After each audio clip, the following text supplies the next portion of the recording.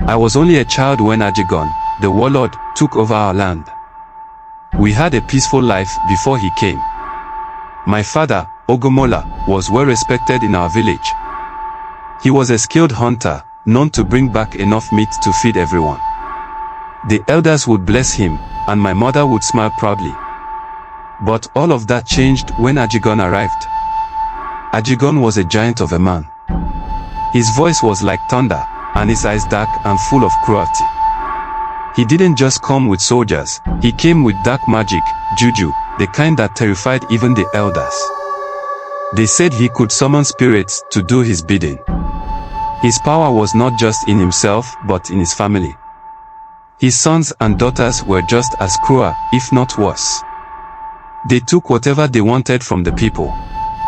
They would walk through the village, and we would all bow our heads in fear. If you made eye contact with any of them, you were punished or worse. One day, Ajagun came to our house. He looked at my father and said, "This land is now mine." My father, being a proud man, refused. I remember Ajagun's laughter.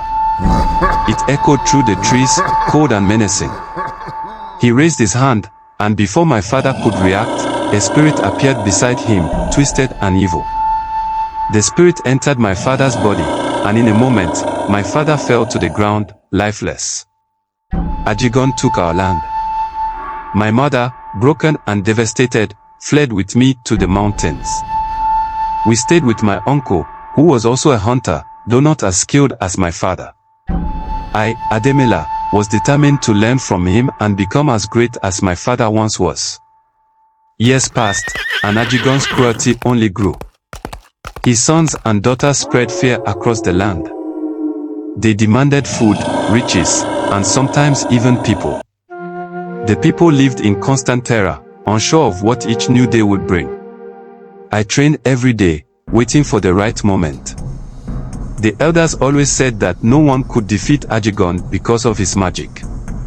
But I believed there was a way. My father had once told me that magic, no matter how strong, had its limits. There was always a weakness. I just had to find it. One evening, as I was preparing to go on a hunt, an old man approached me in the woods. He was frail, with white hair and tired eyes, but there was something about him, something powerful. He told me he was once a friend of my father's. He said he knew the secret to defeating Ajagun, but it came with a great risk. He handed me a small, carved bone. He said, "This bone is from Ajagun's own ancestors. It carries the power to break his connection to the spirits. But you must strike him in his heart. It's the only way." I took the bone and thanked the old man, though fear began to creep into my heart. I knew what I had to do. That night, I snuck into Ajagun's camp. The moon was hidden behind clouds, and the air was thick with the scent of burning wood and rotting flesh. His soldiers were scattered around, drinking and laughing, unaware of the danger that was approaching. I crept through the shadows, my heart pounding in my chest. I could hear Ajagun's voice inside his tent, deep and filled with malice. His sons and daughters were with him, bragging about their latest acts of cruelty. My blood boiled. I wanted to kill them all, but I knew I had to be patient. If I could take down Ajagun, his magic would die with him, and the others would lose their power.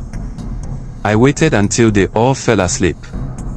Ajagun's tent was heavily guarded, but the spirits must have been on my side, for I managed to sneak past the guards unnoticed. Inside, Ajagun was snoring, his massive chest rising and falling like a beast at rest. His weapons lay beside him, but I knew he wouldn't need them. His true power lay in the spirits he commanded. I took out the bone the old man had given me, my hands trembling slightly. I knew this was my only chance. If I failed, I would not live to see the next sunrise. I approached Ajagun's bed, careful not to make a sound. When I was close enough, I raised the bone high and drove it straight into his heart. Ajagun's eyes snapped open, and for a moment, I thought I had failed. But then, something incredible happened. The air around us grew cold, and the spirits that had always surrounded him began to wail. They swirled around the tent, their cries of agony filling the night air. Ajagun tried to summon them, but the bone had done its work. His connection to the spirits was broken. He let out a terrible scream, one that echoed through the entire camp. His sons and daughters rushed into the tent, but they were too late. Ajagun was already dead. Without their father's magic, they were powerless. The people, who had suffered for so long, rose up against them. It didn't take long before they were all driven out or killed. When the sun rose the next morning, it was the first time in years that the land felt at peace. The dark cloud that had hung over us for so long was gone. The people hailed me as a hero, but I didn't feel like one. I had only done what needed to be done. My father had been avenged, and our land was free. Now, when the wind blows through the trees, I can hear my father's voice.